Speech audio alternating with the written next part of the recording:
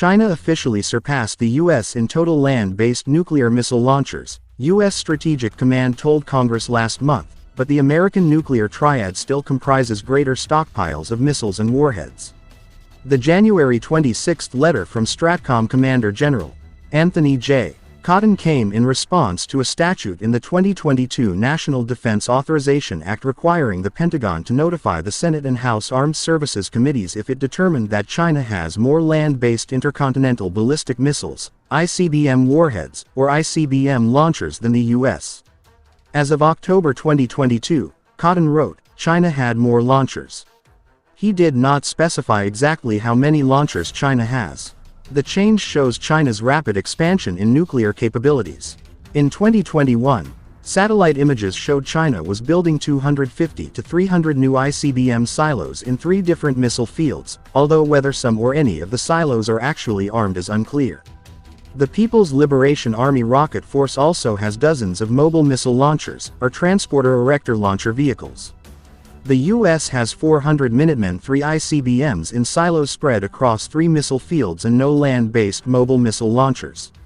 Its ICBMs are capped under treaty with Russia. The U.S. also has nuclear-armed ballistic missile submarines and nuclear-capable bombers. Cotton said China is developing a bona fide nuclear triad during his confirmation hearing. The PLA is developing a nuclear air-launched ballistic missile, a potential new class or subtype of submarine, and a secretive H-20 long-range bomber. Still, the most recent China military power report from the Pentagon estimates that the Chinese have just 6 ballistic missile submarines, compared to 14 for the U.S. Navy, and that China only recently began fielding its H-6N nuclear-capable bomber. By contrast, the U.S. Air Force has more than 90 nuclear-capable B-2 and B-52 bombers. STRATCOM's letter to lawmakers focused solely on land-based launchers. China is building up nuclear weapons and infrastructure at what former Air Force Global Strike Command Boss General Timothy M. Ray described called a breathtaking pace, leading the Pentagon to estimate China's future arsenal will reach 1,500 warheads by 2035. That has Cotton and others contemplating a future with 2 near-peer nuclear adversaries in China and Russia.